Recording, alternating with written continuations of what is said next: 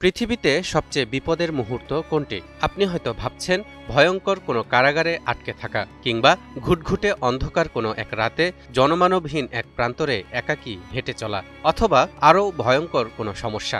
কিন্তু না দর্শক, একজন মুমিনের জন্য আসল বিপদের সময় হলো সেই মুহূর্ত যখন মানুষ তার প্রভুর কথা ভুলে যায়। মহাগ্রন্থ আল কোরআন আমাদেরকে জানায়, শয়তান প্রায়শ সূক্ষ্ম কৌশল ব্যবহার করে এক মুহূর্তে হৃদয়কে আল্লাহর স্মরণ থেকে গাফেল করে দেয়। আজ আমরা তিনজন নবীর উদাহরণ দেখব, হজরত মুসা, হজরত সুলাইমান এবং হজরত ইউসুফ আলাইহিমুসসালাম, যাদের উপর শয়তানের এই কৌশল প্রয়োগ করা হয়েছে এবং তারা কিভাবে তা মোকাবেলা করেছেন। কোরআনে বর্ণিত হজরত মুসা ও হজরত খিজির আলাইহিসসালামের ঘটনা আমরা অনেকেই জানি। মুসা আলাইহিসসালাম আল্লাহর নিকট খিজির আলাইহিসসালামের সাথে সাক্ষাতের জন্য প্রার্থনা করেছিলেন। জবাবে আল্লাহ বলেছিলেন, থলের মধ্যে একটি মাছ নিয়ে দুই সমুদ্রের সঙ্গমস্থলের দিকে সফর করো। যেখানে পৌঁছার পর মাছটি নিরুদ্দেশ হয়ে যাবে, সেখানেই আমার বান্দা খিজিরের সাক্ষাৎ পাবে। এরশাদ হচ্ছে, স্মরণ করো সেই সময়ের কথা যখন মুসা তার সঙ্গীকে বলেছিল, দুই সমুদ্রের মিলনস্থলে পৌঁছা না পর্যন্ত আমি চলতেই থাকব, যদিও বছরের পর বছর চলতে হয়।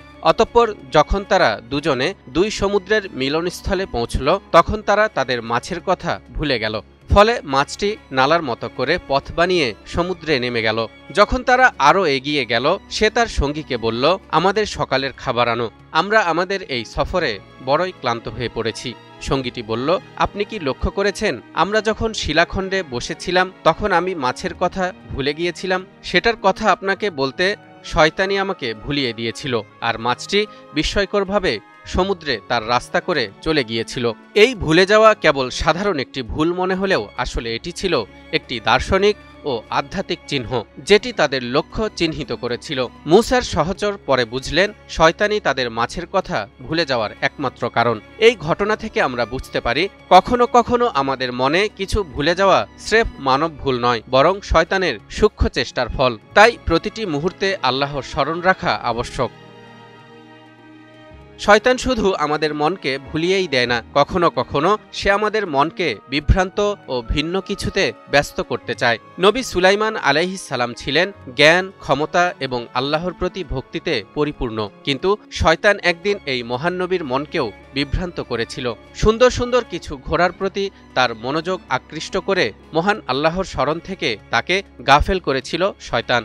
এরশাদ হচ্ছে, আমি দাউদের জন্য দান করেছিলাম সুলাইমান, সে ছিল উত্তম বান্দা এবং নিঃসন্দেহে সে ছিল অতিশয় আল্লাহ অভিমুখী। যখন সন্ধ্যাবেলা তার সামনে উৎকৃষ্ট জাতের দ্রুতগামী ঘোড়াগুলোকে উপস্থিত করা হলো, তখন সে বলল, আমি তো আমার প্রতিপালকের স্মরণ হতে ধন সম্পদকে বেশি ভালোবেসে ফেলেছি। এদিকে সূর্য অস্তমিত হয়ে গেছে, ওগুলোকে পুনরায় আমার সামনে নিয়ে এসো। অতঃপর সে ওগুলোর পা ও গলদেশ দিয়ে জবেহ করতে লাগলো। এখানে ঘোড়াগুলোর কোনো দোষ ছিল না, কিন্তু এই ঘোড়ার কারণে মুহূর্তের জন্য আল্লাহর স্মরণ থেকে গাফেল হয়েছিলেন সুলাইমান আলাইহিসসালাম। তাই অবিলম্বে ঘোড়াগুলোকে বিদায় জানিয়ে শয়তানের এই বিভ্রান্তি মোকাবেলা করেছিলেন হজরত সুলাইমান আলাইহিসসালাম। এই ঘটনা থেকে আমরা বুঝতে পারি যে সুন্দর বা নৈতিক জিনিসও আমাদেরকে আল্লাহর স্মরণ থেকে গাফেল করে দেয়। এ কারণে তাকে সঠিকভাবে মোকাবেলা করতে হবে, প্রয়োজনে তাকে আল্লাহর জন্য উৎসর্গও করতে হতে পারে।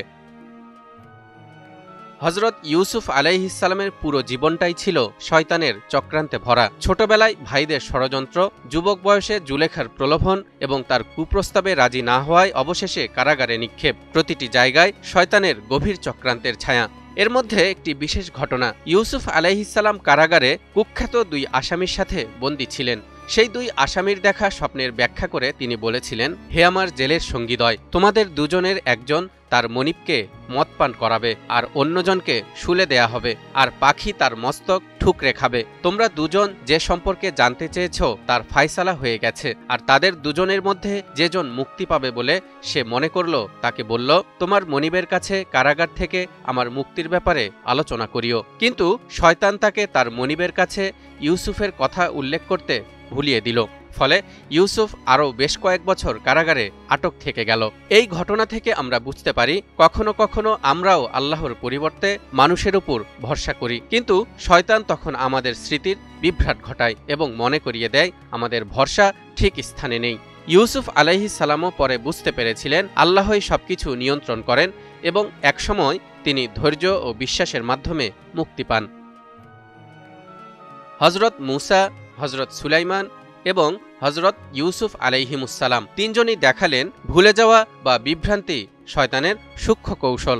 একই সাথে এই তিন নবীর গল্প আমাদের শেখায়: ১. ভুলে যাওয়া বা ভুল করা সবসময় মানুষের ইচ্ছাকৃত ভুল নয়। ২. শয়তান সূক্ষ্মভাবে আল্লাহর স্মরণ থেকে মানুষকে গাফেল করে দেয়। ৩.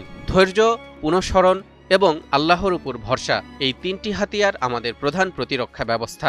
এ কারণে কোরআন আমাদেরকে নির্দেশ দেয়, ইয়া আইয়ুহাল্লাযীনা আমানু যকুরুল্লাহা যিকরান কাসীরা ওয়াসাব্বিহুহু বুকরাতাও ওয়া আসীলা هو الذي يصلي عليكم وملائكته ليخرجكم من الظلمات إلى النور وكان بالمؤمنين رحيما।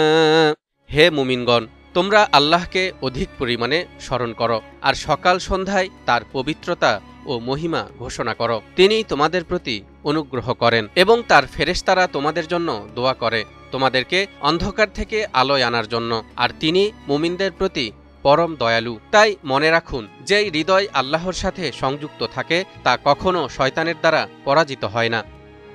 তালহা ইবনে রেজা, নিউজ 24।